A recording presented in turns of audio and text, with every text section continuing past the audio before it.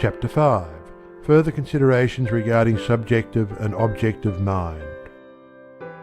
All intelligent consideration of the phenomena of hypnotism will show us that what we call a hypnotic state is the normal state of the subjective mind.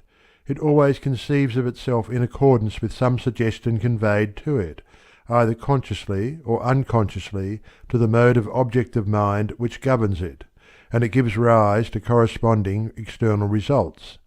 The abnormal nature of the conditions induced by experimental hypnotism is in the removal of the normal control held by the individual's own objective mind over his subjective mind, and the substitution of some other control for it, and thus we may say that the normal characteristic of the subjective mind is its perpetual action in accordance with some sort of suggestion.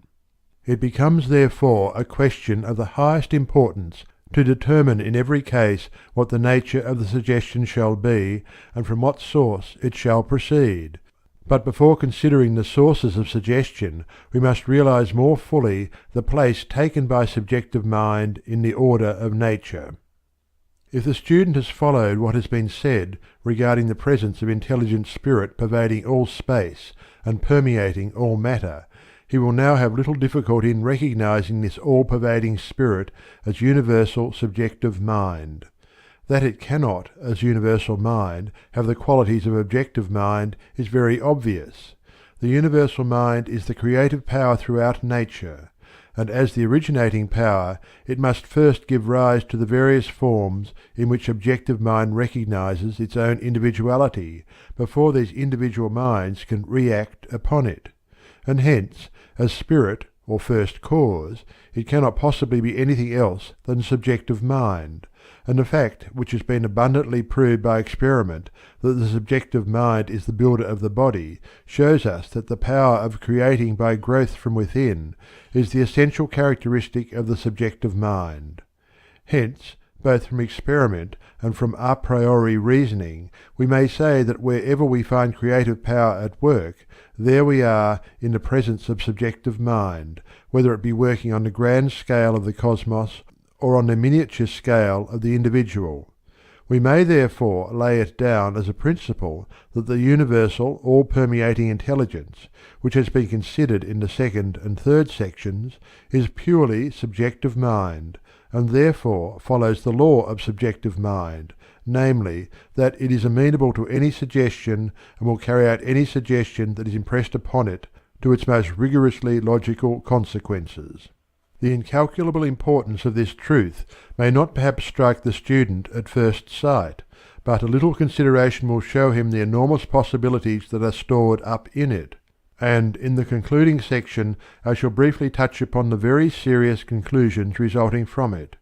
For the present it will be sufficient to realize that the subjective mind in ourselves is the same subjective mind which is at work throughout the universe, giving rise to the infinitude of natural forms with which we are surrounded, and in like manner giving rise to ourselves also. It may be called the supporter of our individuality, and we may loosely speak of our individual subjective mind as our personal share in the universal mind. This, of course, does not imply the splitting up of the universal mind into fractions, and it is to avoid this error that I have discussed the essential unity of spirit in the third section. But in order to avoid too highly abstract conceptions in the present stage of the student's progress, we may conveniently employ the idea of a personal share in the universal subjective mind. To realize our individual subjective mind in this manner will help us to get over the great metaphysical difficulty which meets us in our endeavour to make conscious use of first cause, in other words, to create external results by the power of our own thought. Ultimately there can be only one first cause, which is the universal mind, but because it is universal it cannot, as universal, act on the plane of the individual and particular. For it to do so would be for it to cease to be universal, and therefore cease to be the creative power which we wish to employ. On the other hand, the fact that we are working for a specific definite object implies our intention to use this universal power in application to a particular purpose, and thus we find ourselves involved in the paradox of seeking to make the universal act on the plane of the particular. we want to effect the junction between the two extremes of the scale of nature, the innermost creative spirit and a particular external form. Between these two is a great gulf, and the question is, how is it to be bridged over? It is here, then, that the conception of our individual subjective mind as our personal share in the universal subjective mind affords the means of meeting the difficulty. For, on the one hand, it is in immediate connection with the universal mind, and on the other, it is in immediate connection with the individual objective or intellectual mind.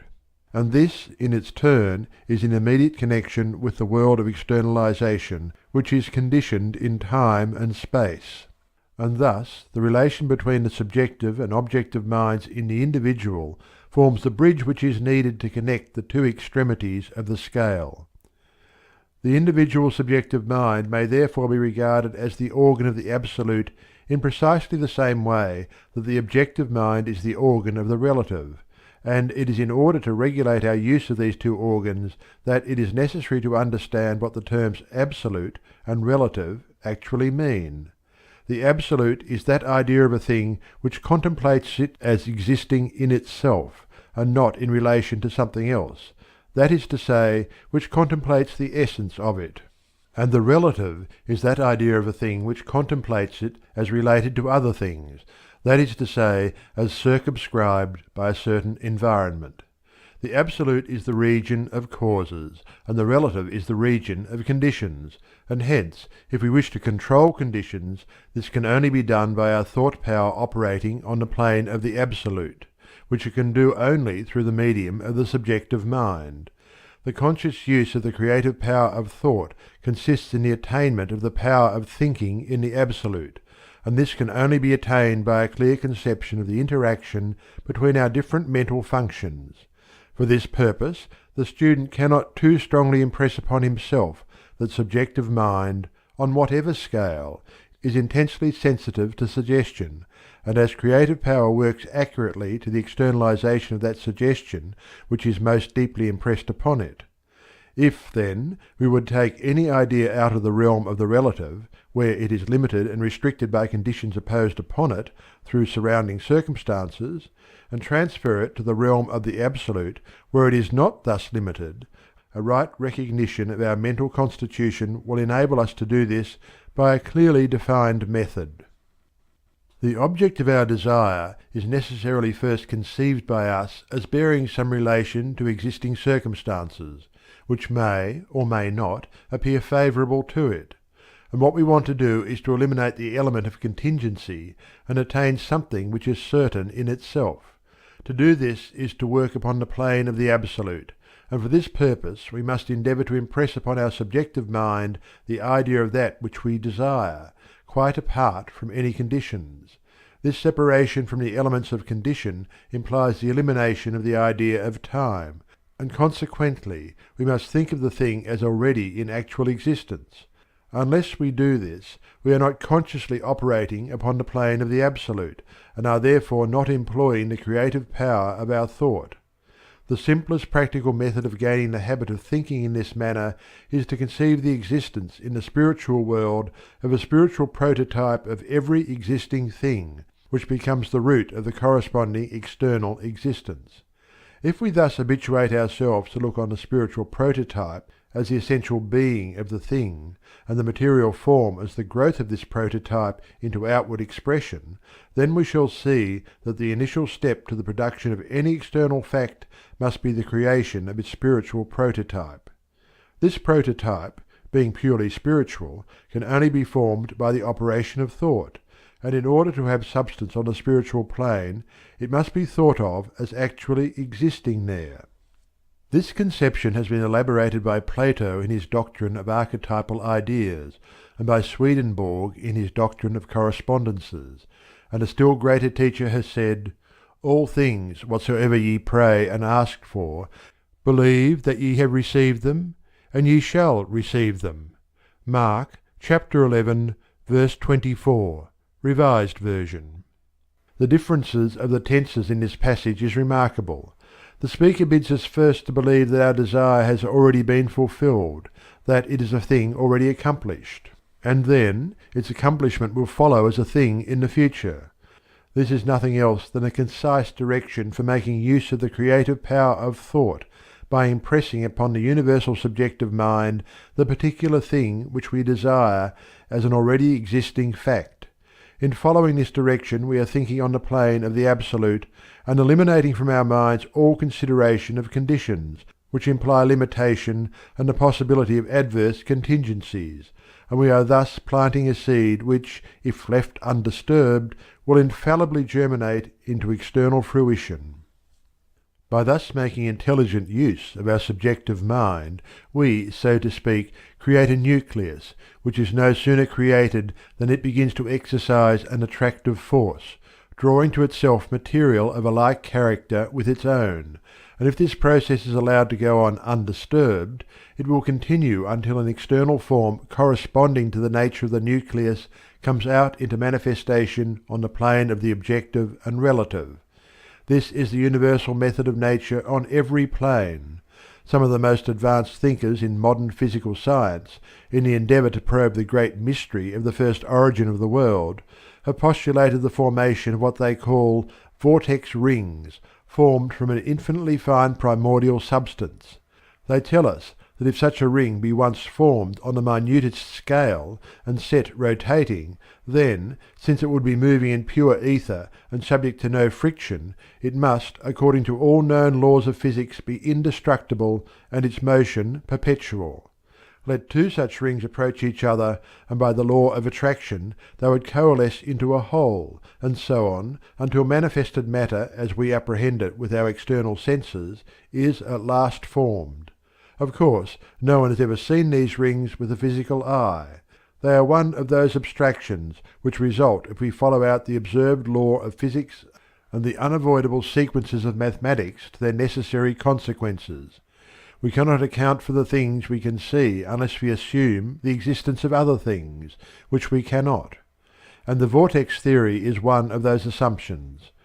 This theory has not been put forward by mental scientists, but by purely physical scientists as the ultimate conclusion to which their researches have led them, and this conclusion is that all the innumerable forms of nature have their origin in the infinitely minute nucleus of the vortex ring, by whatever means the vortex ring may have received its initial impulse, a question with which physical science, as such, is not concerned. As the vortex theory accounts for the formation of the inorganic world, so does biology account for the formation of the living organism. That also has its origin in a primary nucleus, which, as soon as it is established, operates as a centre of attraction for the formation of all those physical organs of which the perfect individual is composed. The science of embryology shows that this rule holds good without exception throughout the whole range of the animal world, including man, and botany shows the same principle at work throughout the vegetable world. All branches of physical science demonstrate the fact that every completed manifestation, of whatever kind and on whatever scale, is started by the establishment of a nucleus, infinitely small but endowed with an unquenchable energy of attraction, causing it to steadily increase in power and definiteness of purpose, until the process of growth is completed and the matured form stands out as an accomplished fact. Now, if this be the universal method of nature, there is nothing unnatural in supposing that it must begin its operation at a stage further back than the formation of the material nucleus. As soon as that is called into being, it begins to operate by the law of attraction on the material plane. But what is the force which originates the material nucleus? Let a recent work on physical science give us the answer. In its ultimate essence, energy may be incomprehensible by us except as an exhibition of the direct operation of that which we call mind or will.